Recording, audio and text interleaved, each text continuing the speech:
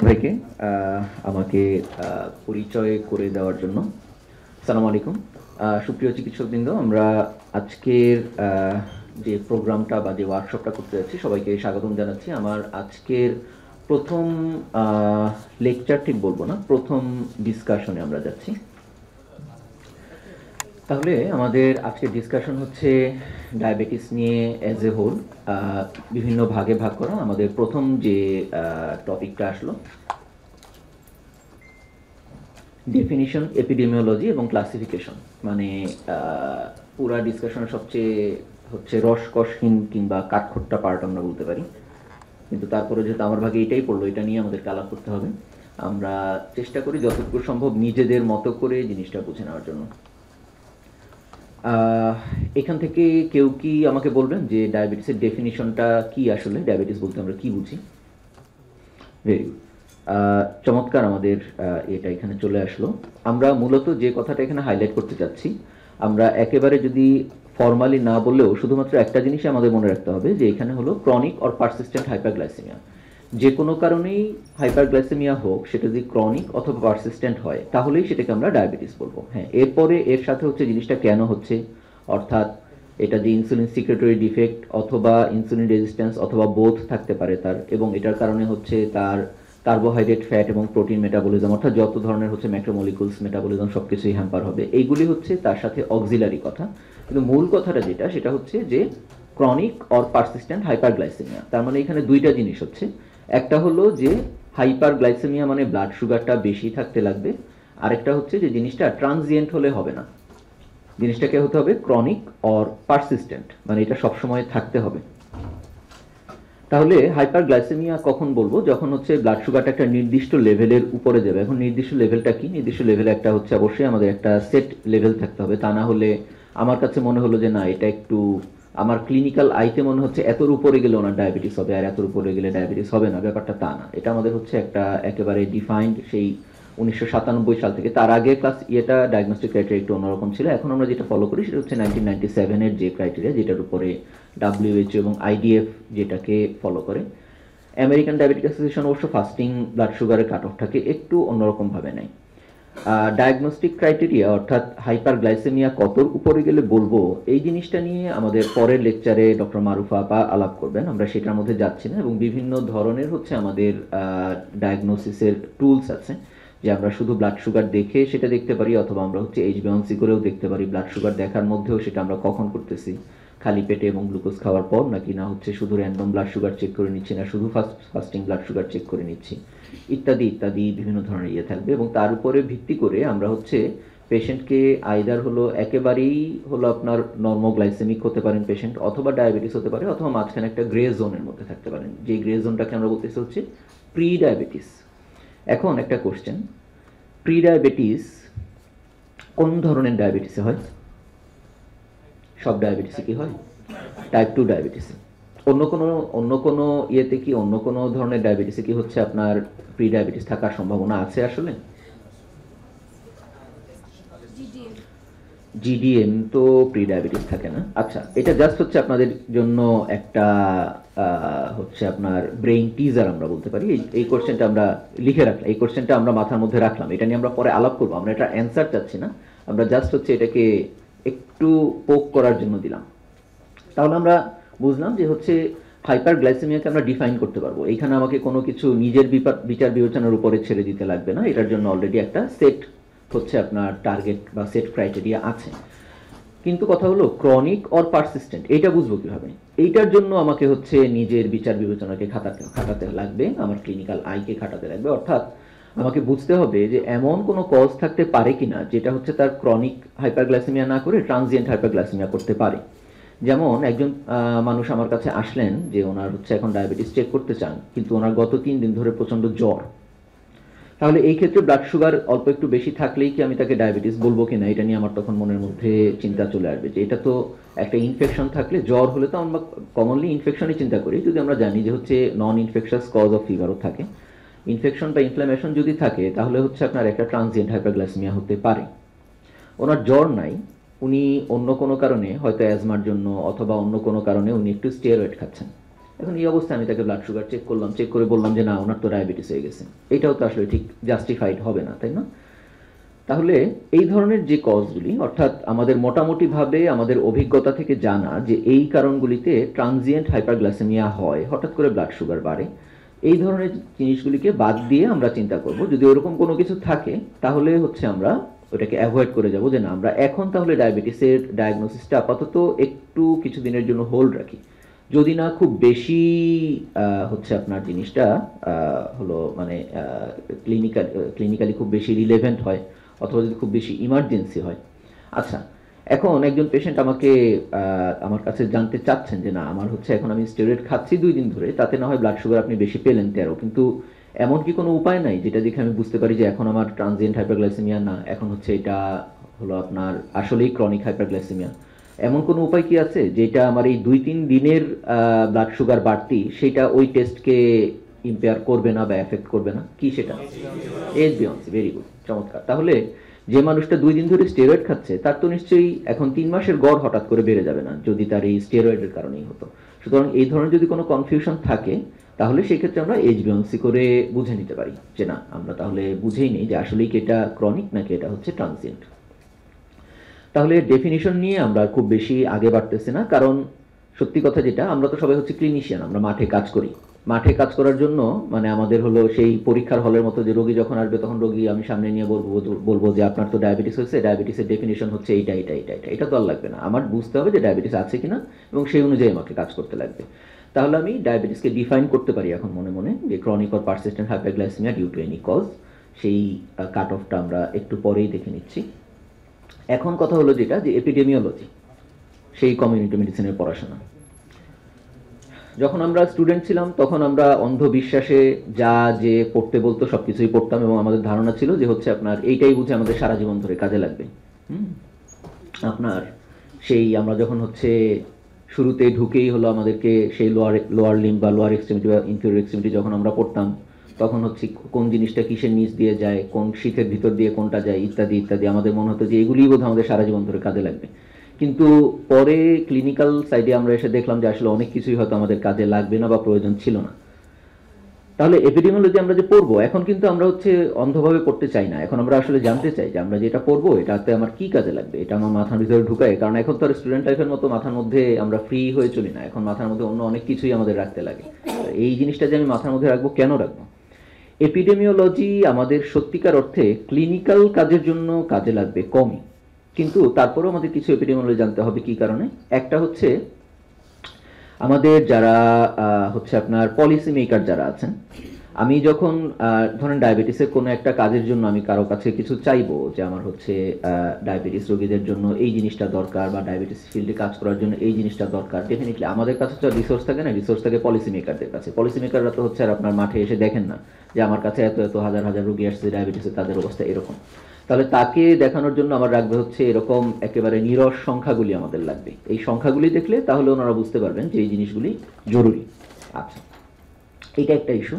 Epidemiology আরেকটা কাজে লাগে হচ্ছে আপনার ওভারঅল আমার যদি বিচার বিবেচনা করতে হয় যে আপনার সম্ভাব্যতা যাচাইয়ের জন্য যে এই রোগটা কি মেইলে বেশি নাকি মেইলে বেশি, এই রোগটা কি এই এরিয়াতে বেশি নাকি ওই এরিয়াতে বেশি, কোন টাইপের ডায়াবেটিস কোন দিকে বেশি ইত্যাদি ইত্যাদি, এই জিনিসগুলি জানার জন্য। তাহলে যেহেতু পড়তেই হবে আমরা একটু অল্প করে এখানে স্লাইডে চলেই যাই না হয়। আমরা এইখানে বোধহয় একটু দূর থেকে দেখতে আপনাদের কষ্টই হয়ে যাচ্ছে। আমরা এখানে বিভিন্ন ইয়েতে দেখতে পাচ্ছি হচ্ছে আপনার এখানে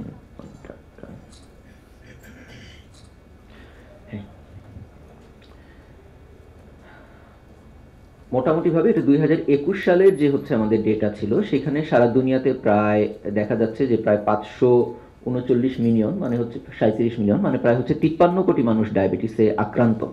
এটা প্রিভ্যালেন্স, কারণ যেহেতু ডায়াবেটিস একটা ক্রনিক ডিজিজ সুতরাং এটা প্রিভ্যালেন্স বের করা যায়। আমরা জানি যে যে ডিজিজগুলি হচ্ছে আপনার কয়েকদিন পরে আবার চলে যায়, যেমন ডেঙ্গুর সাধারণত প্রিভ্যালেন্স আমরা বের করি না, ইনসিডেন্স বের করি, কারণ এটা কয়েকদিন পরে চলে যাচ্ছে। কিন্তু ডায়াবেটিস তো অনেক দিন ধরে হচ্ছে আপনার থেকে যায়, লাইফ লংই থেকে যায় অনেক ক্ষেত্রে, তাহলে এটার জন্য আমরা প্রিভ্যালেন্স বলতে পারি সাধারণত। তাহলে 53 কোটি ছিল ওই সময়ই। ইন্টারন্যাশনাল ডায়াবেটিস ফেডারেশনের যে আপনার হচ্ছে ইয়ারবুকগুলি থাকে, ইয়ারবুক ঠিক বলবো না, অ্যাটলাস যেটা থাকে, এটার 10th এডিশন 2021 সালে, সেখান থেকে এই ডেটাগুলি নেওয়া। ইন্টারন্যাশনাল ডায়াবেটিস ফেডারেশন আমাদের পুরা দুনিয়াটাকে হচ্ছে 7 ভাগে ভাগ করে নেয় মহাদেশ অনুযায়ী। তো তার মধ্যে আমরা পড়ি হচ্ছে south east Asia রিজিয়নে।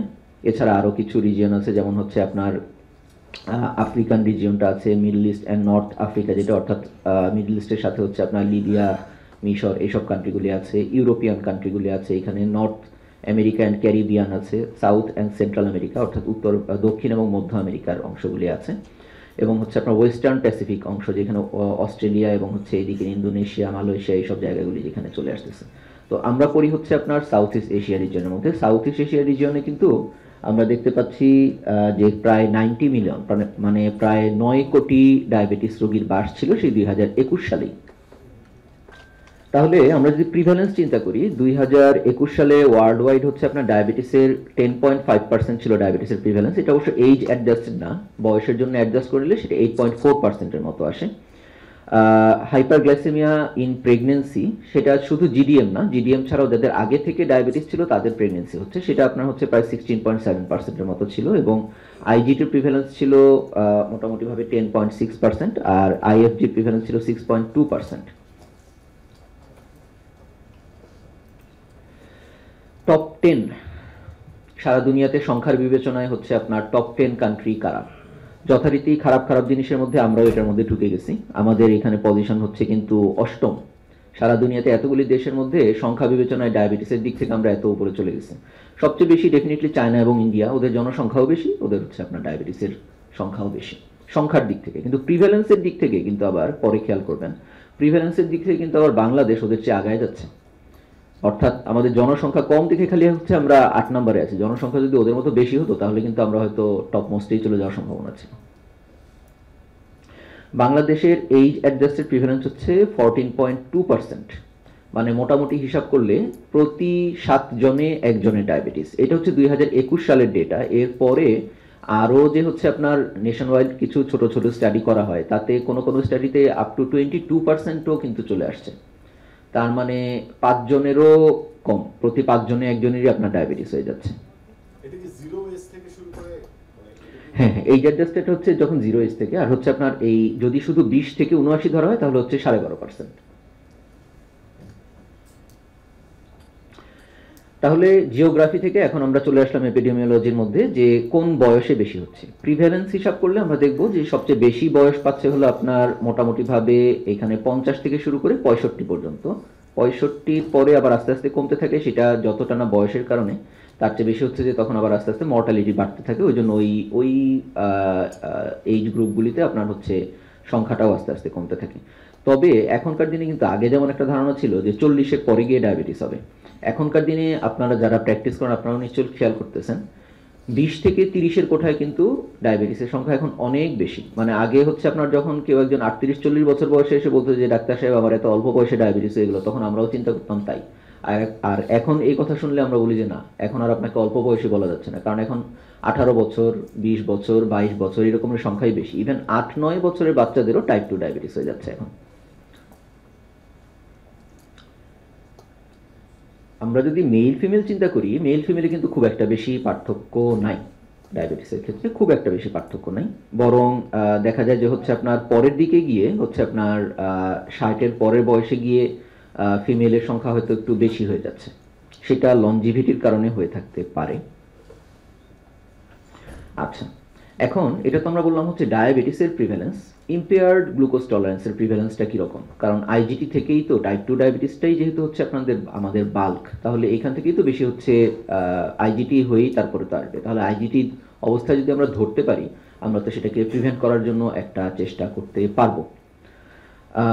Western Pacific যে অঞ্চলটা, অর্থাৎ আমরা যেটা বললাম যে হচ্ছে আপনার ওইদিকে অস্ট্রেলিয়া, হচ্ছে আপনার কি বলো এটাকে, ইন্দোনেশিয়া, মালয়েশিয়া, থাইল্যান্ড, এই এরিয়াগুলি যেগুলি আছে, এই এরিয়াগুলিতে হচ্ছে আপনার সবচেয়ে বেশি আইজিটি প্রিভ্যালেন্স ছিল 2021 সালে। আর সাউথ ইস্ট এশিয়া রিজিয়নে ছিল হচ্ছে সবচেয়ে কম 5.4%। কিন্তু এইটা নিয়ে কিন্তু আমরা একটু সন্দিহান এই জন্য যে আমাদের দেশে কিন্তু আপনার আইজিটির ডেটা তুলনামূলকভাবে কম। যারা নিজে থেকে চেক করেন, বাইরের দেশগুলিতে তো হচ্ছে আপনার একটা ইউনিভার্সাল স্ক্রিনিংয়ের ব্যবস্থা থাকে, যে আপনার এই ক্রাইটেরিয়া সেট করলো। আমাদের দেশে কি হয়, একটা ক্রাইটেরিয়া সেট করে দেওয়া হলো, ব্যাস ওই গাইডলাইন ওইখানে পড়ে থাকে, ওইটা নিয়ে হচ্ছে আপনার মানে নেশন ওয়াইড কোনো কাজ করা হচ্ছে ওই রকম ইয়ে কিন্তু তুলনামূলকভাবে কম দেখা যায়। কিন্তু বাইরের দেশে গাইডলাইন তৈরি করার মানে হচ্ছে গভর্নমেন্ট ওটা নিয়ে কাজ করবে। তো এই যে হেলথ স্ক্রিনিংয়ের যে ক্রাইটেরিয়াগুলি যেগুলি থাকে, যে এই ক্রাইটেরিয়া থাকলে আমরা হচ্ছে টাইপ 2 ডায়াবেটিসের জন্য স্ক্রিনিং করব, সেইটা কিন্তু ওনারা করেন, যেই কারণে ওনাদের হচ্ছে আইজিডি ধরাও পড়ে বেশি। আর আমরা তো স্ক্রিনিংই করি কম। স্ক্রিনিং কখন করা হয়? যখন রোগী নিজ থেকে এসে বলেন যে ডাক্তার সাহেব দেখেন তো আমার একটু ডায়াবেটিসটা আছে কিনা, আমার হয়তো আত্মীয় স্বজন আছে, তাহলে আমার আছে কিনা, তাদেরকে আমরা ধরলাম যে আইজিটি আছে। বা আমরা এমনি কোনো একজন পেশেন্টকে হয়তো অন্য কাজে আসছিল, তাকে আমরা হচ্ছে একটু ওজিডিটি করতে দিলাম রুটিন একটা স্ক্রিনিংয়ের পার্ট হিসাবে। কিন্তু আমাদের যে পপুলেশনের স্ক্রিনিং সেটা তো আমরা সেভাবে খুবই কম করি, যে কারণে আমাদের এই ডেটা আসলেই সত্যিকার ইয়াকে রিপ্রেজেন্ট করে কিনা এটা নিয়ে একটা বড়সড় প্রশ্নবোধক চিহ্ন কিন্তু আমাদের মধ্যে থেকে যাচ্ছে। ইম্পর্টেন্ট ব্যাপার হচ্ছে হাইপারগ্লাইসেমিয়ান প্রেগন্যান্সিতে কিন্তু আমরা অনেক বেশি উপরে, সাউথ ইস্ট এশিয়া রিজন হচ্ছে হাইয়েস্ট, যেখানে ওয়ার্ল্ডের প্রিভ্যালেন্স হচ্ছে আপনার হাইপারগ্লাইসেমিয়ান প্রেগন্যান্সি হচ্ছে 15.2%, সেখানে সাউথ ইস্ট এশিয়া রিজনের প্রিভ্যালেন্স হচ্ছে 28%। এবং আমরা এমনিতে আমাদের পড়ালেখা থেকে বা আমাদের নিজস্ব হচ্ছে আপনার ইয়ে থেকে, আমাদের চিন্তাভাবনা থেকে আমরা জানি যে সাধারণত যেটা জেস্টেশনাল ডায়াবেটিস মেলাইটাস হয়, সেই জিডিএমটা ইউজুয়ালি হচ্ছে আপনার প্রেগনেন্সির পরে, ডেলিভারি হয়ে যাওয়ার পরে ম্যাক্সিমাম ক্ষেত্রেই চলে যাওয়ার কথা, তারপর হয়তো 10 বছর পরে দেখা যাবে যে 50 বা 60%-এর সেটা টাইপ 2 ডায়াবেটিস হয়ে যাচ্ছে। কিন্তু আমাদের বাংলাদেশের স্টাডি কিন্তু বলে যে এটার সংখ্যা আসলে অনেক বেশি, দেখা যায় 1-2 বছরের মধ্যেই অনেকের ডায়াবেটিস হয়ে যাচ্ছে। তার মানে এই প্রেগনেন্সি, ডায়াবেটিস ইন প্রেগনেন্সি আমাদের জন্য বেশ একটা বিপজ্জনক একটা জিনিস।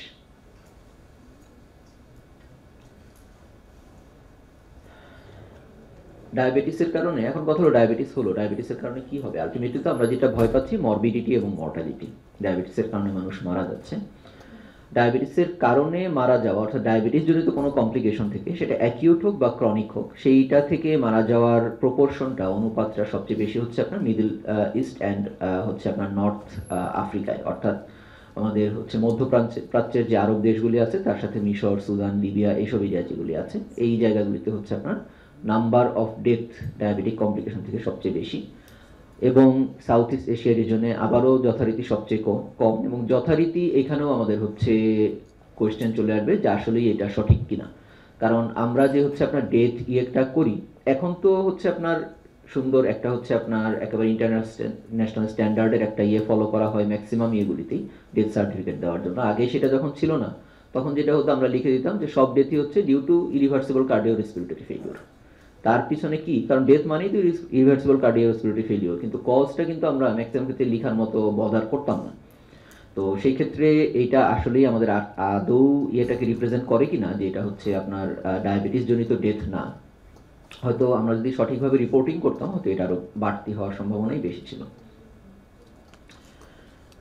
পয়সা কড়ির ব্যাপারে আমরা চলে আসি। ইউরোপিয়ানরা ডেফিনেটলি ওনারা তো হচ্ছে সব কিছুকেই টাকার অঙ্কে বিবেচনা করতে চান, আমাদেরকেও বিবেচনা করতে হয়, কারণ টাকা ছাড়া তো আর কিছু করা যায় না। খেয়াল করে দেখেন এখানে তো হচ্ছে আপনার বিভিন্ন ইয়েগুলির মধ্যে এখানে সবচেয়ে বেশি খরচ করতেছে কারা? North America and Caribbean. Definitely ওদের হাতে টাকা বেশি, ওরা তো খরচ বেশিই করবে। এবং এরপরে হচ্ছে আপনার ওয়েস্টার্ন প্যাসিফিক, অস্ট্রেলিয়া এবং ওইদিকের ইন্দোনেশিয়া, মালয়েশিয়া, ওরা ইউরোপিয়ানদের তার চেয়ে একটু কম। এদের যেমন আমরা যদি হচ্ছে আপনার নর্থ আমেরিকান ক্যারিবিয়ানে বাৎসরিক কত বিলিয়ন ডলার খরচ হচ্ছে, $400 বিলিয়ন বাৎসরিক খরচ হচ্ছে হলো আপনার ডায়াবেটিসের পিছনে। তার মানে যদি এত এত ডায়াবেটিস রোগী না থাকতো, এই টাকাগুলি অন্য কাজে ব্যবহার করা যেত, রিসোর্সগুলি অন্য কাজে ব্যবহার করা যেত। আমাদের যদিও ডায়াবেটিস অনেক বেশি, কিন্তু আমাদের তো এত পরিমাণ খরচ করার মতো অ্যাবিলিটি নাই, সেই জন্য আমরা খরচ করতে পারি না। টাকা দিলে আমরা খরচ করতে পারতাম।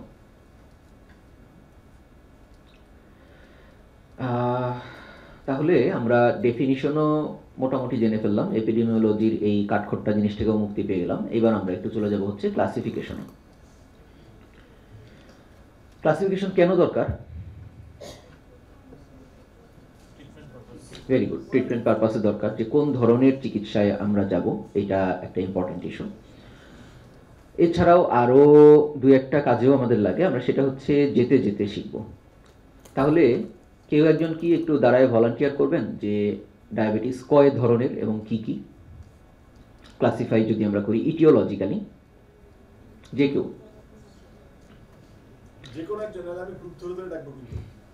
এখানে তো পরীক্ষা নেওয়া হচ্ছে না, সুতরাং যে কেউ একজন বললেই হবে। আচ্ছা, আর বাকি 6 টাইপের মধ্যে আমরা কোনটা কোনটা বলবো? আচ্ছা, তাহলে আমরা যেটা জানতে পারতেছি যে টাইপ 1, টাইপ 2 এবং টিডিএম, আর এছাড়া আরো 3টা টাইপের কথা এখানে আসতেছে। কারো কোনো দ্বিমত আছে কিনা? কেউ কি দ্বিমত পোষণ করেন? দ্বিমত পোষণ করলে হাত তুলতে পারেন। নাকি সবাই একমত এটার সাথে? আচ্ছা, তাহলে মৌনতা সম্মতির লক্ষণ ধরে নিয়ে আমরা বুঝতে পারতেছি সবাই 6 টাইপের ডায়াবেটিসের সাথে একমত। ডায়াবেটিসের ক্লাসিফিকেশন নিয়ে আসলে অনেক ধরনের কথাবার্তা ছিল। সেই 1964 সাল থেকে প্রথম হচ্ছে ক্লাসিফিকেশন নিয়ে চিন্তা ভাবনা করা হয় যে কীভাবে ক্লাসিফাই করা হবে। তখন এক একজনের এক এক ধরনের চিন্তা ভাবনা আসতো। ডাব্লিউএইচও প্রথমে কয়েকটা ক্লাসিফিকেশন দিল, তারপরে আবার 1985, 80 থেকে 85-র মধ্যে এটাকে আবার একটু চেঞ্জ করা হলো। এখন আমরা যে ক্লাসিফিকেশনটা করি সেটা হচ্ছে 1997 সালের ক্লাসিফিকেশনটা। এরপর আর কোনো মেজর চেঞ্জ আসেনি। মূলত আমরা ডায়াবেটিসকে 4টা টাইপে ধরি: টাইপ 1 ডায়াবেটিস, টাইপ 2 ডায়াবেটিস, আদার স্পেসিফিক টাইপস এবং জিডিএম। আচ্ছা, তার আগে কেউ একজন আমাকে বলেন, আমরা এতে যাওয়ার আগে, ক্লাসিফিকেশনের সিস্টেমে যাওয়ার আগে, হাইপার টেনশন কয় ধরনের? একজন, যে কেউ একজন বলেন, মাইক লাগবে না, তারাই বলেন শুধু। প্রাইমারি আর সেকেন্ডারি। প্রাইমারি কি, সেকেন্ডারি কি? একজন বলেন, তাহলে শুনতে সুবিধা হবে। যে কেউ একজন।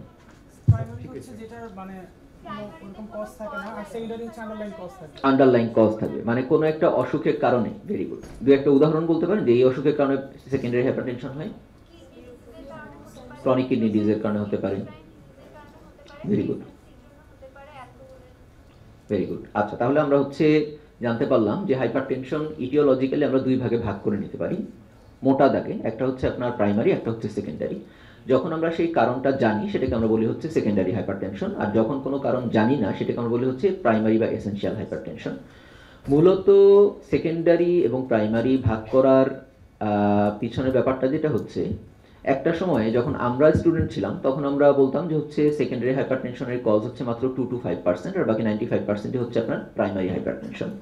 দিনে দিনে কিন্তু বাড়তে বাড়তে এখন এমন অবস্থা আসছে, এখন দেখা যাচ্ছে যে সেকেন্ডারি হাইপারটেনশনের মধ্যে যে প্রাইমারি হাইপার অ্যালডোস্টেরনিজম, যেটা কনস সিনড্রোম, এখনকার এপিডিওলজিতে দেখা যায় যে অ্যারাউন্ড 10% অফ টোটাল হাইপারটেনশন শুধু কনস সিনড্রোমের মধ্যেই চলে আসতেছে, আর বাদ বাকি অন্য সেকেন্ডারিগুলি তো আছেই।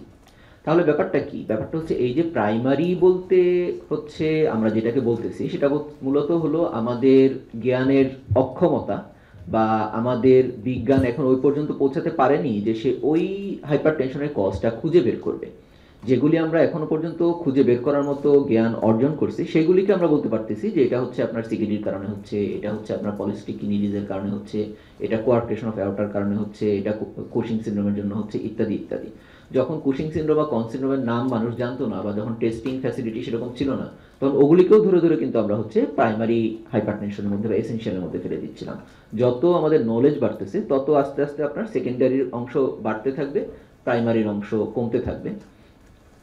একইভাবে এই কথা বলার উদ্দেশ্য হচ্ছে আমরা যে ডায়াবেটিসের এখানে বলতেছি, সত্যিকার অর্থে প্রত্যেকটা ডায়াবেটিসেই কোনো না কোনো কারণ আছে, কিন্তু আমরা সেগুলি জানি না।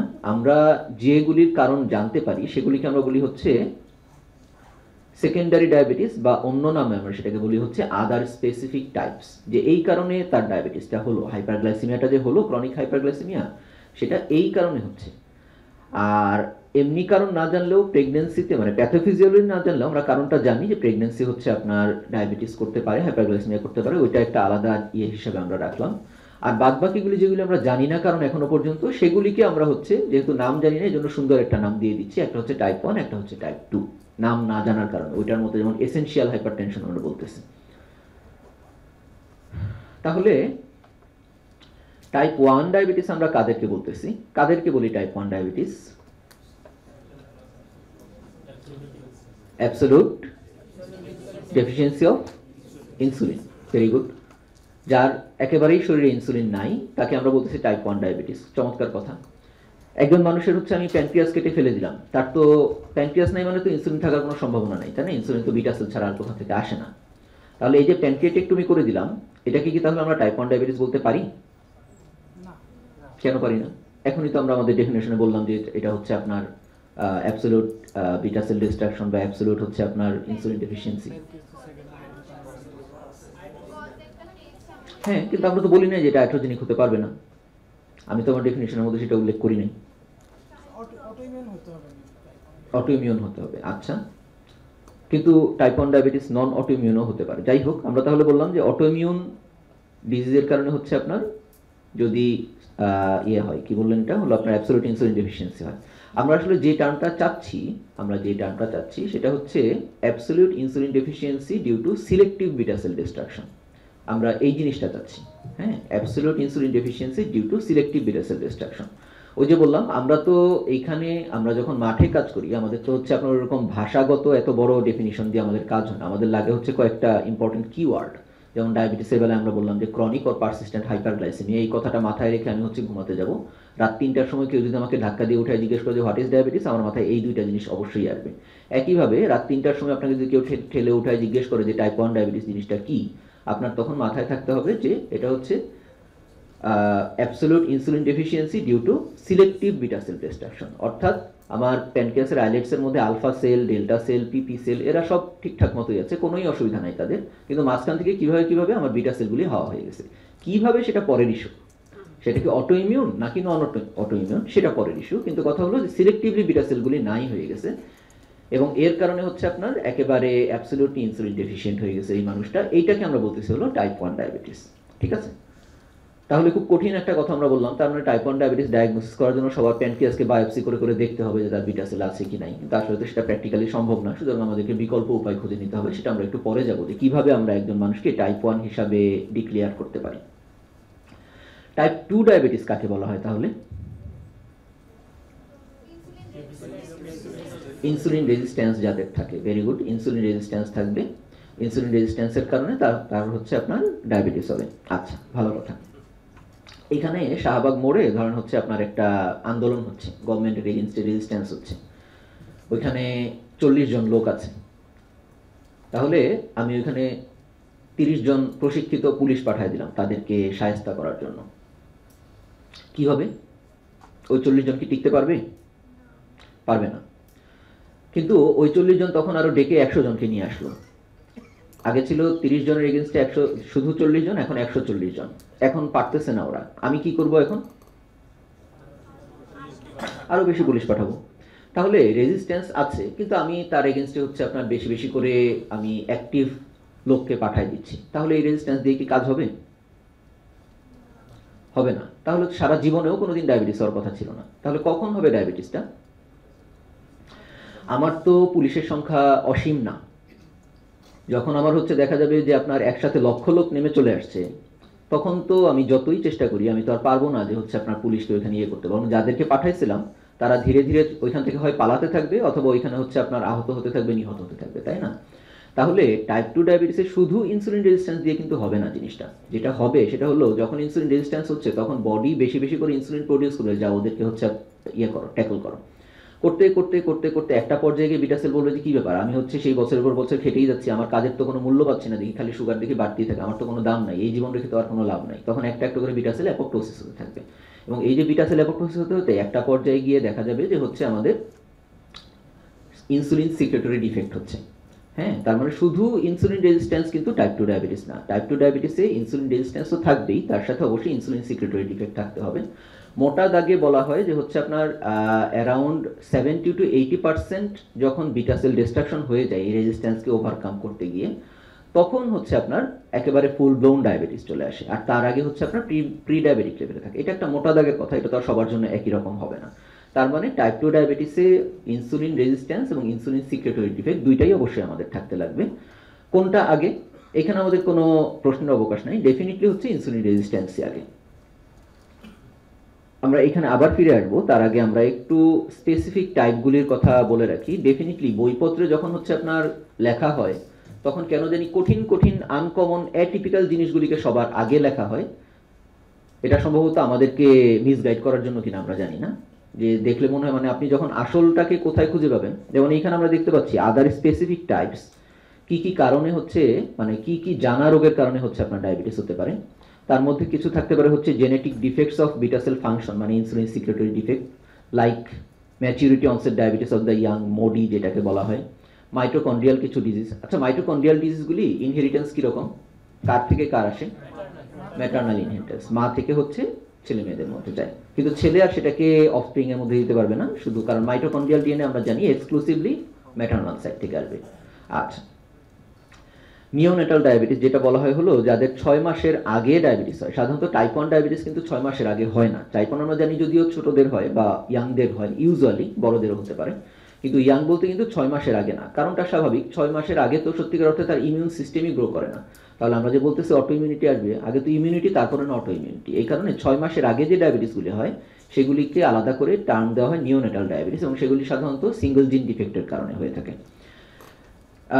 বিটা সেল ছাড়াও হচ্ছে ইনসুলিন অ্যাকশন অর্থাৎ ইনসুলিন রেজিস্ট্যান্সের কারণেও কিছু হয়, লাইপোডিস্ট্রফি, ইনসুলিন রিসেপ্টর মিউটেশন, সেগুলির মধ্যে কিছু খুব সুন্দর সুন্দর নাম থাকে, টাইপ এ ইনসুলিন রেজিস্ট্যান্স, লেপ্রেচার্নিজম এবং র্যাপসন মেন্ডেনহল ডিজিজ। কিন্তু যেটা আমরা বলতেছিলাম যে এই জিনিসগুলি সত্যিকার অর্থে আমাদের প্র্যাকটিক্যাল লাইফে কাজে লাগবে খুবই কম। আপনি হয়তো আপনার সারা জীবনে একটাও পাবেন না, আপনার টিচারও হয়তো সারা জীবনে কোনো একটাও পায় নাই, হয়তো 1000 বছরে কেউ একজন একটা আমরা পাবো। অবশ্য হয়তো এমন হতে পারে আমার চোখের সামনে দিয়ে চলে গেছে, কিন্তু আমার সেটা নজরে আসেনি, কারণ রেগুলার টেস্টিংয়ে সেটা পাওয়া যাচ্ছে না। ইম্পর্টেন্ট যেটা সেটা হচ্ছে আপনার প্যানক্রিয়াটিক ডিজিজ, প্যানক্রিয়াটাইটিস। ইভেন একটা অ্যাকিউট প্যানক্রিয়াটাইটিস থেকেও কিন্তু হচ্ছে আপনার ওয়ান ইভেন্ট থেকেও, সিঙ্গেল ইভেন্ট থেকেও হয়ে যেতে পারে diabetes.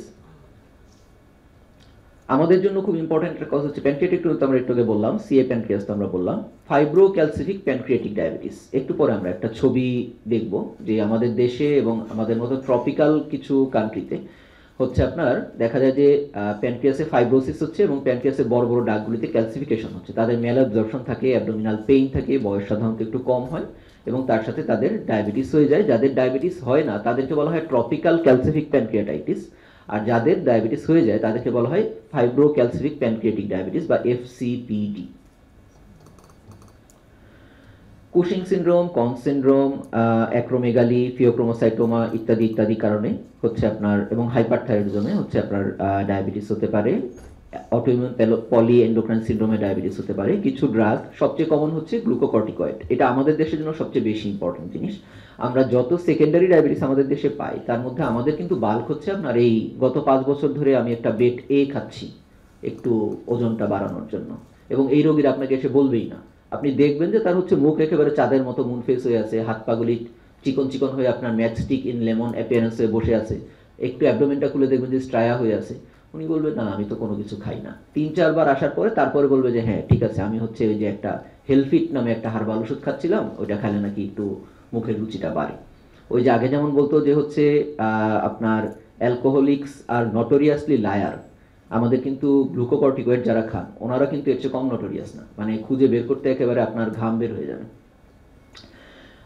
Down syndrome, Turner syndrome এবং ক্লাইনফেল্টার সিনড্রোমে ডায়াবেটিস হওয়ার চান্সটা বেশি। আপনারা প্রচুর ডাউন সিনড্রোমের পেশেন্ট পাবেন যাদের হচ্ছে ডায়াবেটিস হয়, এবং জেস্টেশনাল ডায়াবেটিস মেলাইটাস তো আমরা বলেই ফেলছি একটু আগে। এখানে আমরা একটা ছবি দেখতে পাচ্ছি প্যানক্রিয়াটিক ক্যালসিফিকেশনের ছবি, যেটা হচ্ছে আপনার ফাইব্রো ক্যালসিফিক প্যানক্রিয়াটিক ডায়াবেটিসে হয়। আমাদের একটা নর্ম হলো যে 30 বছর বয়সের কম, একটু লিন অ্যান্ড থিন যাদের ডায়াবেটিস হয়েছে, তাদের পেটে ব্যথা থাকুক আর না থাকুক তাদেরকে আমরা একটা পেইন এক্সরে অ্যাবডোমেন করতে দিয়ে দিই প্যানক্রিয়াটিক ক্যালসিফিকেশন দেখার জন্য। এবং খুব ইন্টারেস্টিং ব্যাপার হচ্ছে আমরা অনেক সময় মনে করি যে এক্সরে দিব কেন, অন্য কাজে হয়তো আল্ট্রাসোনোগ্রাম দিচ্ছি সেটা দিয়ে হয়তো চলে আসবে। অনেক সময় কিন্তু আল্ট্রাসোনোগ্রামে এই ক্যালসিফিকেশনগুলি আসে না, বিশেষ করে যখন শুধুমাত্র আপনার হলো প্যারেনকাইমাল ক্যালসিফিকেশন থাকে, সেটা আল্ট্রাসোনোগ্রামে আসতে চায় না। এই জন্য আইডিয়ালি আমাদের যেটা করা উচিত একটা প্লেন এক্সরে অ্যাবডোমেন দিয়ে দেওয়া উচিত, তা না হলে আমরা মিস করে যাবো ডায়াগনোসিসটা।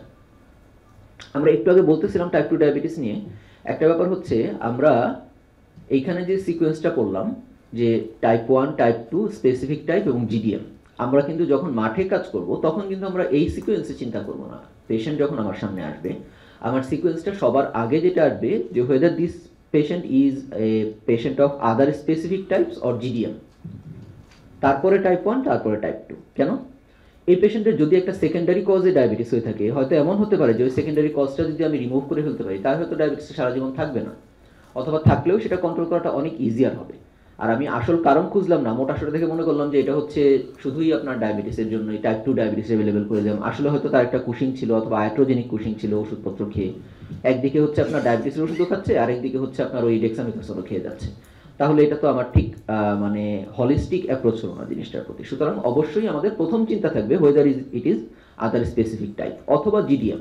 পেশেন্টের বয়স 35, পেশেন্ট আপনার কাছে আসছেন ডায়াবেটিসের জন্য, আপনিও ডায়াবেটিসের চিকিৎসা দিয়ে দিলেন।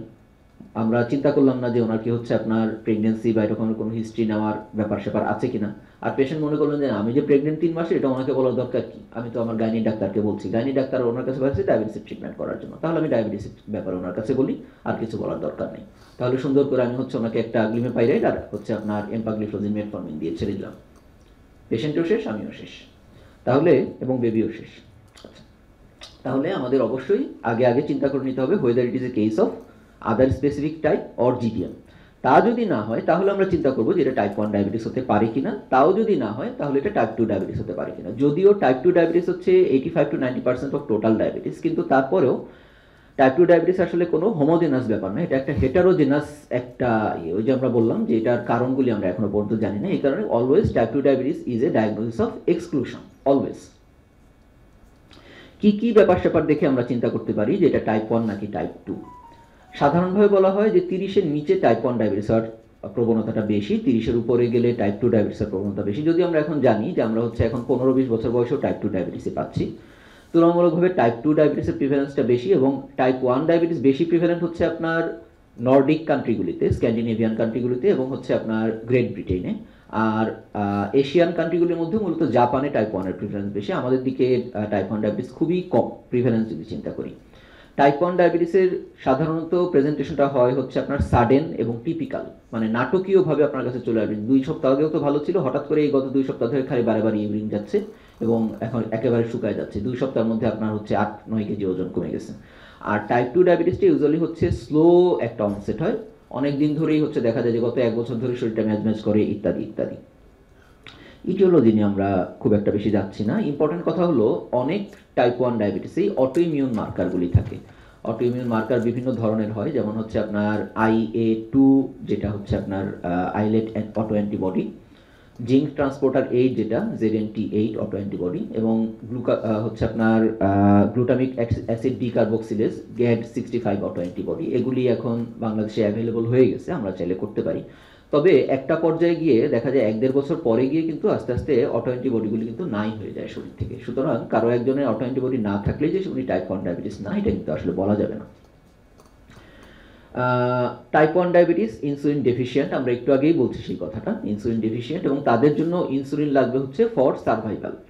টাইপ 2 ডায়াবেটিস প্রথম দিকে সাধারণত হাইপার ইনসুলিনিমিয়া থাকে, তারপর আস্তে আস্তে ইনসুলিন সিক্রেটরি ডিফেক্ট হয়। একটা পর্যায়ে গিয়ে টাইপ 1-এর মতো টাইপ 2 ডায়াবেটিস লং ডিউরেশনে থাকে 15-20 বছর ধরে, হয়তো তারাও একসময় দেখা যাবে যে হচ্ছে আপনার ইনসুলিন ডেফিশিয়েন্ট হয়ে যাচ্ছেন। তবে সাধারণত আমরা বলি যে টাইপ 1 ডায়াবেটিসে insulin is required for survival, আর টাইপ 2 ডায়াবেটিসে insulin is required for control. আচ্ছা, টাইপ 1 ডায়াবেটিসে ওরাল অ্যান্টি ডায়াবেটিক এজেন্ট কি কাজ করবে? কাজ করবে না। কোথেকে কাজ করবে? বিটা সেল নাই, আপনি সালফোনিলুরেট দিচ্ছেন, সে কাজটা করবে গিয়ে কোথায়? কাজ করার তো কোনো সুযোগ নেই। টাইপ 2 ডায়াবেটিসে ইউজুয়ালি শুরুর দিকে ওরাল অ্যান্টি ডায়াবেটিক এজেন্টগুলি কাজ করে, পরে গিয়ে করতেও পারে, নাও করতে পারে। টাইপ 1 ডায়াবেটিসের যদি অ্যাকিউট কমপ্লিকেশন হয়, সেটা সাধারণত হয় হলো ডায়াবেটিক কিটোঅ্যাসিডোসিস। কারণ এখানে ইনসুলিনের পরিমাণ এতই কম যে হচ্ছে আপনার শুরুতেই অল্প করে ইনসুলিন যখন না থাকে একেবারে, তখন হচ্ছে আপনার ফ্যাট ব্রেকডাউন হয়ে কিটোন বডি তৈরি হওয়া শুরু হয়ে যায়। ওইটা আর হচ্ছে আপনার অনেক বেশি সুগার বেড়ে অসমোটিক ইফেক্ট হবে, অর্থাৎ হাইপারসমোলার হাইপারগ্লাইসেমিক স্টেট হবে বা হংক হবে, সেটা পর্যন্ত যেতে পারে না। টাইপ 2 ডায়াবেটিস ইউজুয়ালি হচ্ছে আপনার মানে যদি অ্যাকিউট কমপ্লিকেশন হয়, সেটা হাইপারগ্লাইসেমিক নন কিটোটিক কোমা, যেটা হাইপারসমোলার নন কিটোটিক কোমা, সেটা হয়। তবে টাইপ 2 ডায়াবেটিসেও ডায়াবেটিক কিটোঅ্যাসিডোসিস হতে পারে। আচ্ছা, ইউজুয়ালি টাইপ 1 ডায়াবেটিকরা ওবেসিটি ডেভেলপ করেন না, শুরুর দিকে লিন অ্যান্ড থিন থাকেন, পরে ইনসুলিন পেলে একটু হয়তো আপনার কিছুটা ভিসেরাল ওবেসিটি অনেকদিন পরে হতে পারে। টাইপ 2 ডায়াবেটিস হতে পারে ওবেস, হতে পারে হচ্ছে আপনার নর্মাল ওয়েট, হতে পারে লিন অ্যান্ড থিন, সব ধরনেরই হতে পারে। ইনসুলিন রেজিস্ট্যান্সের ফিচারগুলি টাইপ 1 ডায়াবেটিসে থাকে না, ইউজুয়ালি টাইপ 2 ডায়াবেটিসে থাকতে পারে। দু একটা ইনসুলিন রেজিস্ট্যান্সের ফিচার কি বলতে পারেন আমাকে? ইনসুলিন রেজিস্ট্যান্সের কি ফিচার? অ্যাকান্থোসিস নাইগ্রিকান্স থাকতে পারে, ভিসেরাল ওবেসিটি থাকতে পারে, হাইপারটেনশন থাকতে পারে, ডিসলিপিডেমিয়া থাকতে পারে, মেয়েদের ক্ষেত্রে পিসিওএস থাকতে পারে। Very good. একটু আগে আমরা একটা কথা বলে আসছিলাম, টাইপ 2 ডায়াবেটিস ছাড়া অন্য কারো কি হচ্ছে আপনার প্রি ডায়াবেটিক থাকতে পারে কিনা। আগে আমরা সারা জীবন শুনে আসছি পারে না, কিন্তু এখন আমরা বলতেছি যে না, টাইপ 1 ডায়াবেটিসেরও প্রি ডায়াবেটিক একটা স্টেজ আমরা ধরতে পারি। মানে আগে আমরা ধরতে পারতাম না, এখন আমরা ধরতে পারি। কিভাবে সেটা? যাদের অলরেডি টাইপ 1 ডায়াবেটিস আছে এবং তারা অটো ইমিউন, তাদের অটো অ্যান্টিবডি পজিটিভ, তাদের যদি আমরা হচ্ছে আত্মীয় স্বজনদেরকে, ফার্স্ট ডিগ্রি রিলেটিভদেরকে যদি হচ্ছে আমরা স্ক্রিনিং করি ব্লাড সুগারের জন্য এবং হচ্ছে আপনার অটো অ্যান্টিবডির জন্য, তাহলে আমরা দেখি যে তাদের হচ্ছে আমরা একেবারে হচ্ছে ডায়াবেটিস হওয়ার আগেও দুইটা স্টেজ আমরা পাই, স্টেজ 1 এবং স্টেজ 2। স্টেজ 1 তাদেরকেই বলি যাদের হচ্ছে অটো ইমিউনিটি আছে, তাদের ব্লাড সুগার নর্মাল এবং কোনো সিমটমও নাই। স্টেজ 2 বলি তাদেরকে যাদের হচ্ছে অটো ইমিউনিটি আছে এবং তাদের হচ্ছে প্রি ডায়াবেটিক রেঞ্জে, ওই যে ফাস্টিং 6.1 থেকে 6.9, আফটার গ্লুকোজ হচ্ছে আপনার 7.8 থেকে 11.0 এই পর্যন্ত যাদের থাকে, কিন্তু এখনো সিমটম ডেভেলপ করে না, অর্থাৎ এখনো ফুল ব্লোন ডায়াবেটিস হয় না, তারা হচ্ছে স্টেজ 2। এবং হচ্ছে আপনার স্টেজ 3 মানে হচ্ছে যখন একবারে ফুল ব্লোন ডায়াবেটিস হয়ে আপনার কাছে চলে আসলো। তো ভালো কথা, এই স্টেজিং করলাম, এটা দিয়ে আমার কি কাজে লাগবে? এটা দিয়ে যেটা কাজে লাগবে বা কাজে লাগতে পারে সেটা হলো এই ধরনের পেশেন্টদেরকে আমরা যদি স্টেজ 1 বা স্টেজ 2 তে যদি পাই, তাদের জন্য এখন হচ্ছে আপনার একটা মনোক্লোনাল অ্যান্টিবডি পাওয়া যায় বাইরের দেশে, এফডিএ অ্যাপ্রুভ অলরেডি, টেপ্লিজুম্যাব। সেটা দিয়ে হচ্ছে আপনার মোটামুটিভাবে কয়েক মাস পর্যন্ত টাইপ 1 ডায়াবেটিস হওয়াটাকে, অনসেটটাকে হচ্ছে আপনার ডিলে করা যায়। এখনো বছরের পর্যায়ে যায়নি, মানে কয়েক মাস পর্যন্ত ডিলে করা যেতে পারে। হয়তো ভবিষ্যতে আরও কোনো ব্রেক থ্রু আসবে এখানে। তাহলে আমাদের একটা জিনিস জানা থাকলো, আমরা এটা রেগুলার প্র্যাকটিসের জন্য বলতেছি না, কিন্তু আমাদের জানা থাকলো যে টাইপ 1 ডায়াবেটিসের একটা প্রি ডায়াবেটিক স্টেজ কিন্তু চাইলে বের করা সম্ভব। আইডিয়াল যে কথা যে আমরা কখন হচ্ছে আপনার কিভাবে আমরা ওয়ার্কআপটা করবো, ফ্লোচার্ট ডায়াগনোসিসের বা ক্লাসিফিকেশনের জন্য, আমরা যদি চিন্তা করি যে হচ্ছে এই পেশেন্টের টাইপ 1 ডায়াবেটিস হতে পারে কিনা, আমরা বিটা সেল অ্যান্টিবডি যেগুলির কথা আমরা একটু আগে বললাম, GAD65, IA2, জিঙ্ক ট্রান্সপোর্টার 8, এগুলি আমরা চেক করব। আমরা হচ্ছে সিরাম সি পেপটাইড লেভেল, আমরা কিন্তু যখন পেশেন্ট অলরেডি ডায়াবেটিস নিয়ে চলে আসছে, আমরা ওনাকে বলবো যে না ভাই আপনাকে এখনই চিকিৎসা দিব না, আগে আমরা একটু টেস্ট করে নিই, ততদিনে রোগী মরেও যেতে পারে, তাই না? তাহলে আমাদের সন্দেহ হলে আমরা আগে ইনসুলিন দেওয়া শুরু করে দেবো। এখন ইনসুলিন দেওয়া শুরু করে দিলে শরীরে ইনসুলিন আছে কি নাই সেটা তো আমাদের জন্য ইনসুলিন লেভেল মেপে বের করাটা কঠিন। আমাদের সারোগেট মার্কার আছে সি পেপটাইড, ইনসুলিনের সাথে ইকুই মলিকুলার সংখ্যায় বের হয়, আমরা জানি এরকম বাঁকা একটা জিনিস। তাহলে সি পেপটাইড লেভেল আমরা চেক করে দেখতে পারি। যদি সি পেপটাইড লেভেল দেখা যায় যে হচ্ছে আপনার 200 পিকোমোলের নিচে এবং তার সাথে ব্লাড সুগার 4-এর উপরে, তাহলে সেই ক্ষেত্রে ধরে নিতে হবে যে এই পেশেন্টটা ইনসুলিন ডেফিশিয়েন্ট। আর তার সাথে যদি হচ্ছে আপনার অটো অ্যান্টিবডি পজিটিভ চলে আসে, তাহলে তো একেবারে যেটাকে বলে সোনায় সোহাগা, তাহলে আপনি টাইপ 1 ডায়াবেটিস হিসেবে লেবেল করে ফেললেন। বাংলাদেশের পরিপ্রেক্ষিতে আমরা হচ্ছে ইনভেস্টিগেশন অ্যাডভাইস দিব হচ্ছে, আমরা তো ব্লাড সুগার চেক করেই ফেলছি অলরেডি, মানে ডায়াগনোসিস তো হয়ে গেছে। এখন আমরা যেটা করব সেটা হলো একটা serum C peptide level random করা যাবে, কোনো অসুবিধা নেই, এবং একই সাথে র্যান্ডম ব্লাড সুগার ওই একই সময়, র্যান্ডম ব্লাড সুগার এবং সিরাম সি পেপটাইড। সব জায়গায় না হলে এখন ম্যাক্সিমাম জায়গাতেই হয় সিরাম সি পেপটাইড এবং র্যান্ডম ব্লাড সুগার লিখে পাশে আমরা ব্র্যাকেট করে দিয়ে দেবো যে হচ্ছে সেম স্যাম্পল, মানে একই সময়ে সেটা দিতে লাগবে। তাহলে সেম স্যাম্পলের আরবিএস যদি 4 মিলিমোলের উপরে থাকে এবং তার সাথে যদি হচ্ছে আমাদের সি পেপটাইড থেকে 200 নিচে, তাহলে আমরা বলে দিচ্ছি যে এটা হচ্ছে আপনার ইনসুলিন ডেফিসিয়েন্সি আছে অলরেডি। তবে একটা কথা আছে, কথাটা হলো বিকে বা হংক হওয়ার 2 সপ্তাহের মধ্যেই টেস্টটা করাটা ঠিক হবে না, কারণ তখন বডি রিকভারি স্টেজে থাকে, তখন সবসময় দেখা যায় যে ইনসুলিন সিক্রেশনটা ভালো হয় না। ঠিক আছে, আচ্ছা, তাহলে এইটা দিয়ে তারপরে যদি হচ্ছে আমরা দেখা যায় যে ইনসুলিন ডেফিসিয়েন্ট আছে, আমাদের দেশের তো একটা ব্যাপার আছে ক্রয় ক্ষমতার ব্যাপার, আপনি হচ্ছে এক গাদা টেস্ট দিয়ে দিলেন পরে পারলো না, তাহলে যদি আমরা দেখি যে ইনসুলিন ডেফিসিয়েন্সি আছে, তখন আমরা হচ্ছে এই অটো অ্যান্টিবডিগুলি করতে পারি, GAD65টা আমরা করতে পারি, আর হচ্ছে আপনার IA2টা আমরা করতে পারি, বারডেমে হয়। আর বারডেমের বাইরে অন্য জায়গাগুলিতে যেমন ল্যাবেইডে অথবা স্কয়ারে বা লাল পেথে ওরা হচ্ছে বাইরে থেকে করে নিয়ে আসে, যে কারণে সময়টাও বেশি লাগে, খরচটাও বেশি লাগে। আর বারডেমে যদি করা হয় তাহলে হচ্ছে আপনার মানে তুলনামূলকভাবে বাইরের তুলনায় একটু কম খরচে করা যাবে।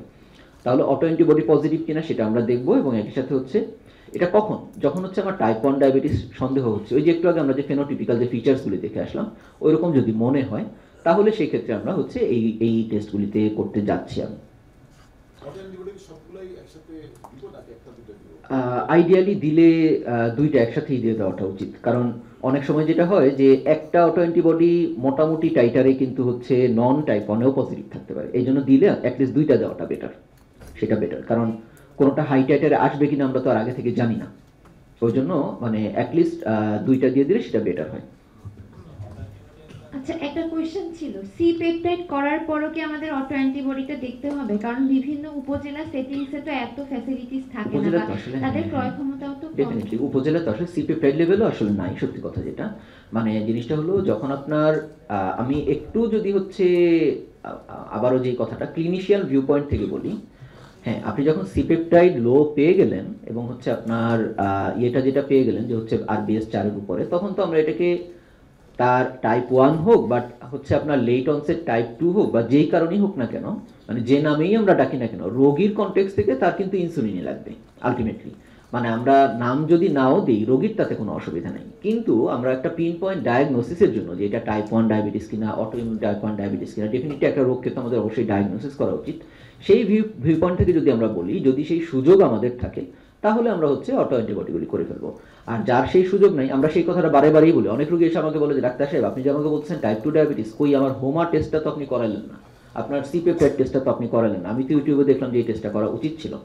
এখন আমরা তখন রোগীকে অ্যাডভাইস দিই খুবই সহজ কথায়, যে আপনি জানেন যে হচ্ছে ডিএনএ টেস্ট করে সে কি মেল না ফিমেল সেটা চেক করা যায়।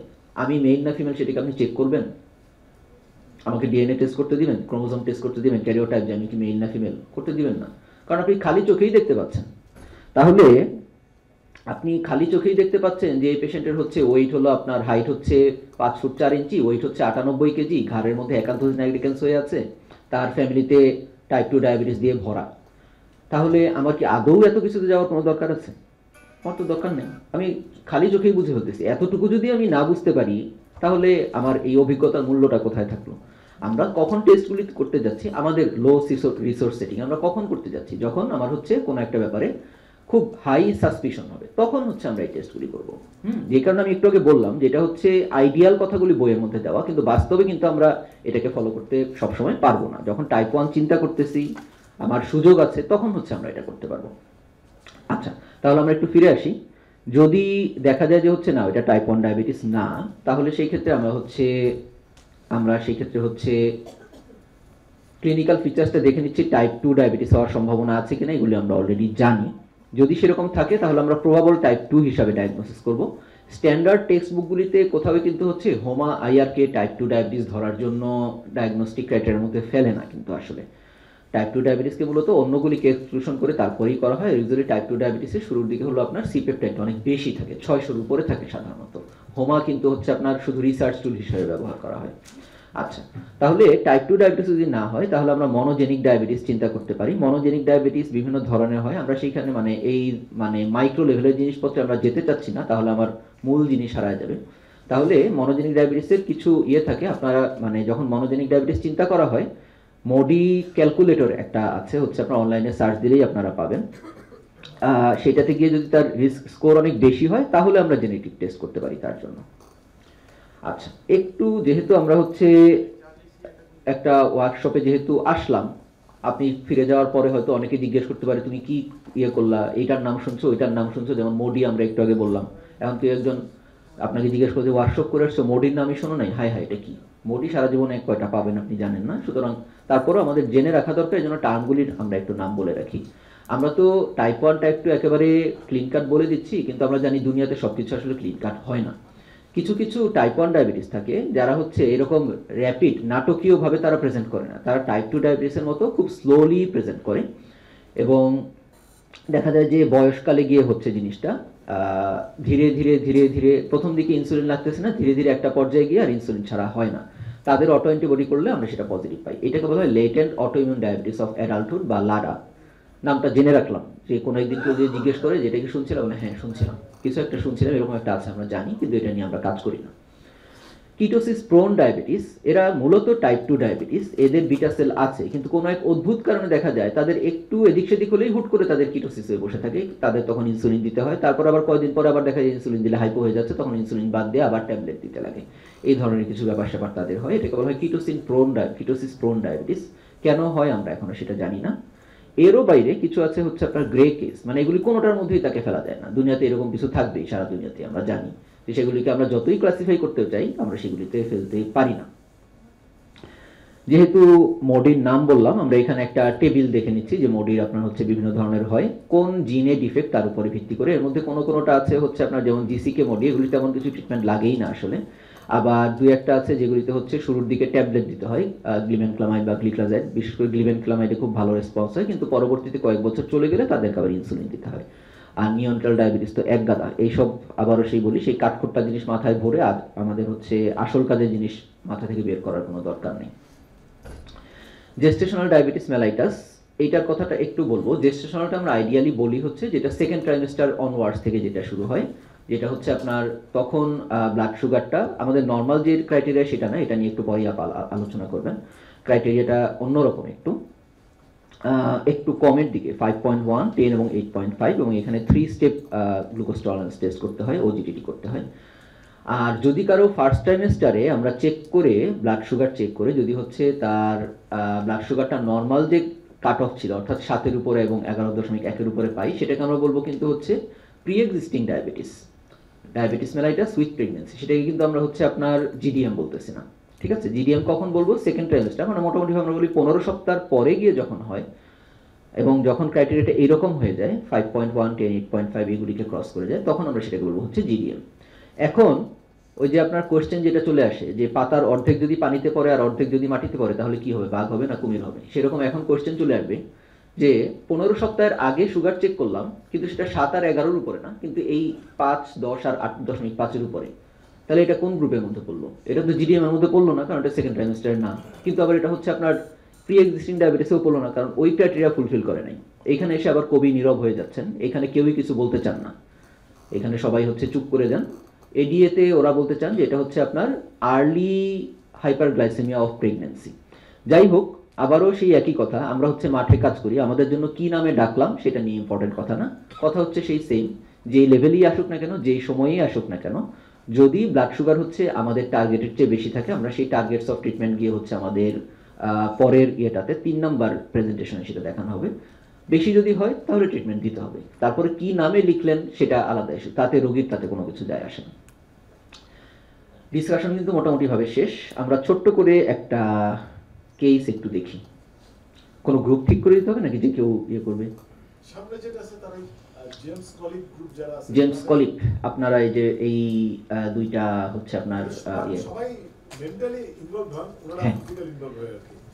এটা মানে ক্লিন কাট কেস, বাচ্চাদের কেস, সুতরাং এখানে খুব বেশি ইয়ে হওয়ার কিছু না। আপনারা দেখতেই পাচ্ছেন যে 22 বছর বয়সের একজন ফিমেল, হঠাৎ করে গত 2 সপ্তাহ ধরে তার হচ্ছে 5 কেজি ওজন কমে গেছে, অনেক বেশি ইউরিনেশন হচ্ছে, এবং সারা দিন রাত ধরে উনি শুধু পানিই খাচ্ছে, পারলে হচ্ছে উনি পানির বোতল নিয়ে ঘুরতেছে, এবং চোখে উনি কম দেখতেছে। ওনার ফ্যামিলিতে সেরকম একটা ডায়াবেটিসের হিস্ট্রি নাই। কোন টাইপ হওয়ার সম্ভাবনা? একজন সামনে এই গ্রুপ থেকে, মানে কলিপ গ্রুপের যে কোনো একজন আসেন, আপনি আসেন স্টেজে আসেন, এখানে আপনি মাইক্রোফোন নিয়ে স্টেজে আসেন। এখানে চলে আসেন। শুনুন, এটা কিন্তু একটা অপরচুনিটি, টেক ইট ইজ, মানে অপরচুনিটি। এখানে আপনি কম পারা বেশি পারা কিছু যায় আসে না, বা এই গ্রুপের বাকিরা ওনার সাথে তাল মিলাবেন, উনি ভুল করলে আপনারা ওনাকে কারেক্ট করবেন। ওই গ্রুপে একটা মাইক্রোফোন দিয়ে রাখেন ওনাদের। টাইপ 1 ডায়াবেটিস বলার কারণ হচ্ছে যে র্যাপিড ওয়েট লসের একটা হিস্ট্রি দিচ্ছে, আর হচ্ছে যে ক্লাসিক যে সিমটমসগুলো, পলিউরিয়া, পলিডিপসিয়া, ব্লাড ভিশন, এই ক্লাসিক সিমটমগুলো আছে। টাইপ 1 বলেছি স্যার, জি স্যার। আর হচ্ছে স্যার পেশেন্টের কোনো সিগনিফিক্যান্ট ফ্যামিলি হিস্ট্রি নাই যেটা আমরা টাইপ 2 এর দিকে নিয়ে যেতে পারি। স্যার প্রথমে আমরা সি পেপটাইড করতে দিব রোগীর, যেহেতু প্রথমে আমরা যে তার আগে হচ্ছে আমরা যে আরবিএস এবং হচ্ছে ফাস্টিং টু আওয়ার আফটার এগুলো করে নিব, যেটা আমরা কনফার্ম করলাম যে ডায়াগনোসিস কনফার্ম হলো। এরপর হচ্ছে স্যার আমরা সি পেপটাইড করব। সি পেপটাইড যদি সি পেপটাইড এবং আরবিএস একসাথে করব সেম স্যাম্পল থেকে। যদি দেখা যায় যে সি পেপটাইড 200 পিকোমোলের কম আছে এবং আরবিএস 4 এর বেশি আছে, 4 মিলিমোলের, তাহলে হচ্ছে যে আমরা পরবর্তী যে অটো অ্যান্টিবডিগুলো আছে এগুলোর যে কোনো 2টি অ্যান্টিবডি করতে দিব আমরা। নাম বলে দিন। GAD IAD full form. তার মানে এনগেজমেন্ট চমৎকার ছিল এর সাথে, এবং হচ্ছে মনে রাখাটাও চমৎকার। Thank you. আর কেউ কোনো কিছু অ্যাড করতে চাচ্ছেন? কলিপ গ্রুপ আপনারা কিছু বলবেন? আপনাদের আর কেউ কিছু ওজিটি করতে পারবো কিনা, ভেরি গুড। আমরা একটু পরে ডায়াগনস্টিক ক্রাইটেরিয়াতে এটার অ্যান্সারটা চলে আসবে। জিনিসটা হলো টাইপ 1, টাইপ 2, আদার স্পেসিফিক যাই হোক না কেন, আমাদের জন্য গোল্ড স্ট্যান্ডার্ড হচ্ছে ওজিটি অবশ্যই। কিন্তু এখন ধরেন যে আপনার রাতের বেলা 12টার সময় একজন পেশেন্ট আসলো যে হচ্ছে তার একেবারে ডায়াবেটিক কিটোসিস নিয়ে উনি প্রেজেন্ট করছেন, টাইপ 1 ডায়াবেটিস বলে মনে হচ্ছে। এখন আমি যদি বলি যে না কালকে সকালে ওজিটি করে ট্রিটমেন্ট দিব, তাহলে তো হবে না। তাহলে আমাদের জন্য অপশন আছে, যে পেশেন্টটা হচ্ছে আপনার টিপিক্যাল সিমটমস নিয়ে প্রেজেন্ট করলেন, একেবারে টিপিক্যাল সিমটমস নিয়ে প্রেজেন্ট করলেন এবং তার সাথে তার র্যান্ডম ব্লাড সুগার 11.1, তাকে আমরা আরবিএস দিয়ে ডায়াগনোসিস করে আমরা হচ্ছে তার ট্রিটমেন্ট চালু করে দিতে পারি। এবং এই ক্ষেত্রে আবারও সেই একই কথা, নিজের বিচার বিবেচনাটাকে কিছুটা অধিকার দেওয়া হচ্ছে যে আপনি ইনসাফ করে বুঝে নেবেন যে এটা কি হচ্ছে আপনার টাইপ 1 হতে পারে কিনা, বা এটা কি আপনার হচ্ছে ডায়াবেটিসের সিমটমসগুলি আছে কিনা। আর কোনো কোয়েশ্চেন করো? আমার বোধহয় টাইম প্রায় শেষ হয়ে গেছে। প্রায় না, টাইম আসলেই শেষ, 5 মিনিট ওভার হয়ে গেছে আসলে। সমস্যা নেই, আমরা কোশ্চেন আপনারা করতে চাইলে করতে পারেন, কোনো সমস্যা নেই, ফ্লোর ওপেন কিন্তু এখন। হ্যাঁ, আমরা আর 2-একটা কোয়েশ্চেন হয়তো নিতে পারবো। হ্যাঁ বলো, ওনাকে মাইকটা দেন একটু। ওনাকে মাইকটা দেন, ওই যে আপনি দাঁড়ান, যে কোশ্চেন করবেন দাঁড়িয়ে যাবেন প্লিজ, মাইক তার কাছে চলে যাবে। আচ্ছা, আমার এখন একটা কোশ্চেন আছে যে ওইখানে যদি একটা কথা বলছিলাম না, তাহলে 8-9 বছরের বাচ্চাদেরও টাইপ 2 হতে পারে, এটা কিন্তু একটা মেসেজ। আমাদের যেটা হয় কি, এরকম মানে বাচ্চা কাচ্চা পোলাপান দেখলেই আমরা চোখ বন্ধ করে ট্যাগিং করে দিই টাইপ 1। তাহলে এটা কিন্তু একটা মেসেজ যে এসব 8-9 বা 10-12 বছরের বাচ্চাদেরও কিন্তু হতে পারে। কারণ আমি কিন্তু মানে ইয়ং এজ প্রচুর পাইছি পেশেন্ট। আমরা ইয়ং এজ, আমি যেহেতু মানে দেখা গেল 25-26 বছরের ডায়াবেটিস, বিশেষ সেক্সুয়াল মেল ডিসফাংশন যে আসে প্রচুর পাওয়া যায়। তাহলে এখন আমি 25-26 বছরকে সবগুলোকে আমি এগুলো টাইপ 1 হইতে পারে, টাইপ 2 হইতে পারে, কিন্তু আমি কিন্তু সেটা কনফিউশনে থাকি। আমি কিন্তু আসলে এইভাবে আলাদা করে পড়ি না। ইয়ং গ্রুপ যেটা দেখা গেল যখন পাইতেছি, এটা কিন্তু আসলে করে নিতে পারলে ভালো। তাহলে আজকে এইটা একটা জিনিস আপনারা শিখলেন। আপনারা যখন ধরেন 27-28 বছর যদি ডায়াবেটিক পান, যদি সুযোগ থাকে, কারণ যেহেতু এই বয়সটা একটু কনফিউজিং হইতে পারে, 60-70 বছর আর টাইপ 1 না খুঁজলেও চলবে আমার মনে হয়। ম্যাক্সিমাম ক্ষেত্রে হতে পারে না তা না, হতে পারে। ইয়ং পেশেন্ট যদি থাকে, আপনারা অবশ্যই চেষ্টা করবেন, যদি পসিবল হয়, যদি অ্যাফোর্ড করতে পারে, তাকে আপনি অন্তত টাইপ 1 বা টাইপ 2 এটা তার ট্যাগ করা, কারণ এটা সারা জীবনের জন্য এটা দরকার। ওকে, আপনার কোশ্চেন। স্যার, আমরা তো sir type 1 diabetes mellitus sir auto immune একটা কজ আমরা জানি স্যার। স্যার যদি স্যার আমরা মানে কনফার্ম করতে পারি যে স্যার এটা টাইপ 1 ডায়াবেটিস মেলাইটিস, সেক্ষেত্রে স্যার আমরা আদার্স অটো ইমিউন ডিজিজকে আমরা সার্চ করব, করলে কোন কোন ডিজিজগুলো আমরা করব? স্যার ইম্পর্টেন্ট ইস্যু যে যদি এটা অটো ইমিউন টাইপ 1 ডায়াবেটিস হয়, তাহলে আইডিয়ালি আমাদের যেটা করতে হবে সেটা হচ্ছে তার মানে সবগুলির জন্য তো আমরা টেস্ট করতে পারবো না, কিন্তু আমাদেরকে ক্লিনিক্যালি একটু জিজ্ঞেস করা উচিত। আমরা জানি যে অটো ইমিউন ডিজিজগুলি সাধারণত হচ্ছে আপনার একই সাথে চলতে চায়। তার মধ্যে আপনার থাকতে পারে হচ্ছে আমাদের রিউমাটয়েড আর্থ্রাইটিস, থাকতে পারে হচ্ছে আমাদের ইয়ে যেটা ছিল কি বলো এটাকে, হচ্ছে এসএলই থাকতে পারে, এসএলই এটা কম। অটোইমিউন পলিএন্ডোক্রাইনোপ্যাথি থাকতে পারে, যেখানে হচ্ছে আপনার অ্যাড্রেনাল ইনসাফিসিয়েন্সি থাকে। আবার অনেক সময় হচ্ছে আপনার গ্রেভস ডিজিজ বা প্রাইমারি হাইপোথাইরয়েডিজম যেগুলো অটোইমিউন, সেগুলিও থাকতে পারে। পার্নিশিয়াস অ্যানিমিয়া থাকতে পারে কারো কারো। তাহলে আবার কারো কারো ইনফ্ল্যামেটরি বায়োল ডিজিজ থাকতে পারে। এই জিনিসগুলি আমাকে হচ্ছে সার্চ করতে হবে, এবং সেই জিনিসগুলি আমার আসবে হচ্ছে আমরা ওই যে হিস্ট্রি নেওয়ার সময় যে হচ্ছে সিস্টেমিক এনকোয়ারি বলে একটা কথা যে ছিল, আমাকে এই জিনিসটার উপর একটু জোর দিতে লাগবে। সবগুলি আমরা হচ্ছে টেস্টে কিন্তু যাব না, আমরা সাধারণত যেগুলি শুধু ক্লিনিক্যাল ফিচার্স পাবো, তার হলো তো অনেক অটো অ্যান্টিবডি করে ফেলতে হবে আমাকে। Thank you sir. Sir, patient যখন আমার কাছে আসলো, পেশেন্ট জানতো না যে সে ডায়াবেটিক। আমি রুটিন টেস্ট করে তারপরে আমি পেলাম যে এটা 15+ তার blood sugar, random blood sugar. তখন এই পেশেন্টটাকে তো আমি ডিক্লেয়ার করে দিলাম যে আপনার ডায়াবেটিক আমার মনে হচ্ছে। তো পরবর্তী যে আমি তাকে একটা রুটিন চেকআপগুলো দেবো, সের মধ্যে তার মধ্যে ওজিটিটি তো আমি দেবই, এর সাথে কি আমি HbA1c-টা দেবো কিনা?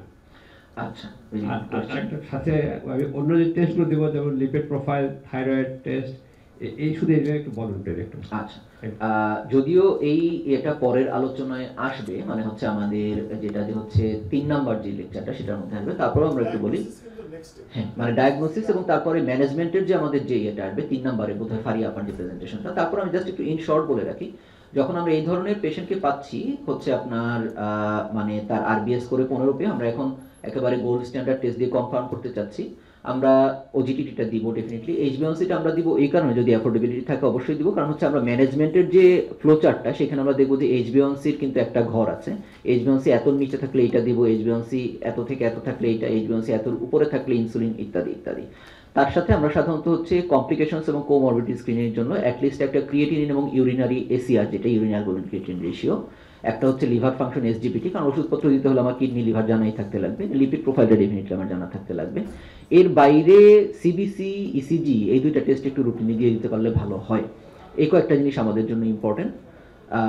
মানে মোটামুটিভাবে কেউ যদি পারে একবারেই করে ফেললো, কেউ যদি পারে কয়েকদিন পরে ভেঙে ভেঙে করলো, কিন্তু অ্যাটলিস্ট অ্যাট ডায়াগনোসিস এবং অ্যানুয়ালি এই কাজগুলি আমরা মুখস্থ রাখবো যে আমরা একটু দিতে চাই সব পেশেন্টকে, এবং প্রত্যেক বছর আমরা পেশেন্টকে হচ্ছে অ্যাট ডায়াগনোসিস এবং হচ্ছে আপনার প্রতি বছর টাইপ 1 না হলে, টাইপ 1 হলে 5 বছর পর পর কমপ্লিকেশন স্ক্রিনিং, মানে 5 বছরের পর থেকে কমপ্লিকেশন স্ক্রিনিং শুরু করতে হয়।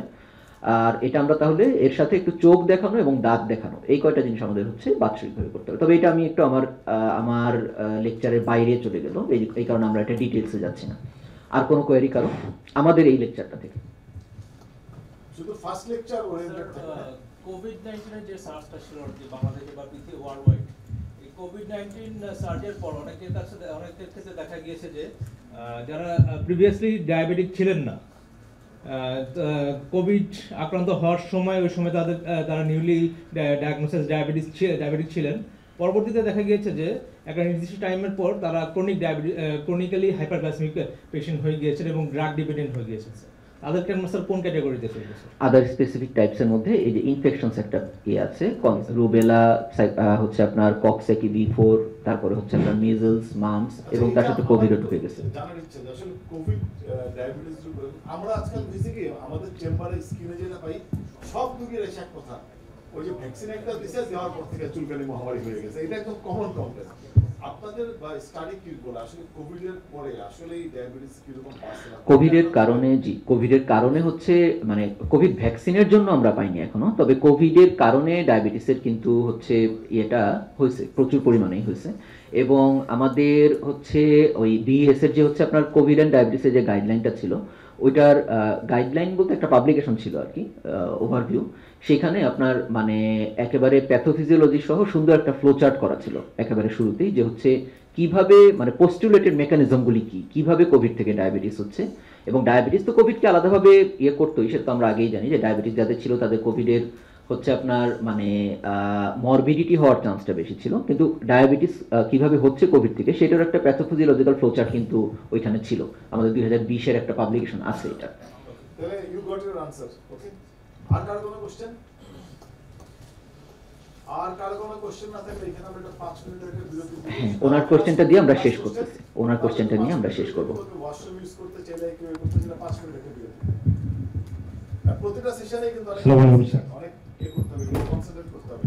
স্যার আমার কোশ্চেন হচ্ছে যে 1 থেকে 1.5 বছর পর অটো অ্যান্টিবডিগুলো যদি চলে যায়, সেক্ষেত্রে টাইপ 1 ডায়াবেটিসের ক্ষেত্রে ডায়াগনোসিসের ক্ষেত্রে শুধুমাত্র কি আমরা সি পেপটাইড এবং আরবিএস দেখে ডায়াগনোসিস করব, নাকি স্যার আদার্স অন্য কিছু দেখা অন্য আর তেমন কিছু আমাদের হাতে নাই? থ্যাংক ইউ, কোশ্চেনটা দিয়েছিল। 1.5 বছর কারণ টাইপ 1 তো যেটা ইমার্জেন্সি কন্ডিশন নিয়ে আসবে, সো ও তো 1 থেকে 1.5 বছর পর ইউজুয়ালি আসবে না। আমি যেটা বুঝছি হ্যাঁ, মানে যেটা হলো যে 1 থেকে 1.5 বছর ধরে টাইপ 2 যেমন 5 বছর 10 বছর পরে অনেক সময় ধরা পড়ে, তো টাইপ 1 তো যখন আসবে সে তো ইমিডিয়েটলি চলে আসবে, সো ওর তো অ্যান্টিবডি করা যাবে। হ্যাঁ, মানে ওনার কোশ্চেন রিলেভেন্ট এই জন্য যে অনেক সময় দেখা যাবে যে শুরুতে তার টেস্ট করা হয় নাই, শুরুতে হয় অ্যাডভাইস করা হয় নাই, ওনার জানা ছিল না, অথবা ওনার অ্যাবিলিটি ছিল না। এখন 1 থেকে 1.5 বছর পরে এমন একজনের কাছে গেলেন যিনি চিন্তা করতেছেন যে টাইপ 1 টাইপ 2 হতে পারে কিনা, অথবা রোগী এখন নিজেই চাচ্ছেন যে না এখন আমি একটু দেখি চেক করা সম্ভব কিনা। এই ক্ষেত্রে আসলেই আমাদের হাতে আসলে ওই ক্লিনিক্যাল ফিচার্স এবং হচ্ছে আপনার এই সি পেপটাইড লেভেল দেখা ছাড়া আসলে খুব বেশি কিছু করার নাই আমাদের জন্য। টাইপ 1 এ করা যাবে না, এক্সক্লুড হবে না। টাইপ 1 আর এক্সক্লুড হবে না। ক্লিনিক্যালি আমাদেরকে সেটাকে টাইপ 1 হিসাবে ক্লিনিক্যালি এবং বায়োকেমিক্যালি আমরা অটোইমিউন মার্কার হয়তো পেলাম না। এবং অনেক পেশেন্টের আমাদের একটা কথা মানে থাম্ব রুল হিসাবে বলা হতো যে আপনার ইউরোপিয়ান কান্ট্রিগুলিতে ম্যাক্সিমাম টাইপ 1 মানে মোটামুটিভাবে হচ্ছে আপনার 90% টাইপ 1 হচ্ছে অটোইমিউন, 10% হচ্ছে ইডিওপ্যাথিক। এশিয়ান কান্ট্রিগুলিতে আবার হচ্ছে অ্যারাউন্ড 80 to 90% হচ্ছে ইডিওপ্যাথিক, আর মাত্র 10%-এর মতো হচ্ছে অটোইমিউন। সুতরাং অটোইমিউনিটি না থাকলেই টাইপ 1 না, এটা আসলে বলার অবকাশ নাই। আর টাইপ 1 ডায়াবেটিসটা অন্য অটোইমিউন ডিজিজের মতো না যে এখানে আপনার হচ্ছে ইমিউনোমডুলেটর দিয়ে তাকে ভালো করা যায়, এখনো সেরকম কিন্তু আমরা স্কোপ পাইনি এখনো পর্যন্ত। তো আমাদের ওই সি পেপটাইডটাই ভরসা একমাত্র। থ্যাঙ্কস। তাহলে আমার মনে হয় আমরা শেষ করি। এখন থেকে হচ্ছে আপনাদের মানে মোটামুটিভাবে একটু এক্সাইটিং প্রেজেন্টেশনগুলি শুরু হবে, আমাদের কাঠখোট্টা ব্যাপারগুলি শেষ, এরপরেগুলিতে আরো বেশি হচ্ছে আপনারা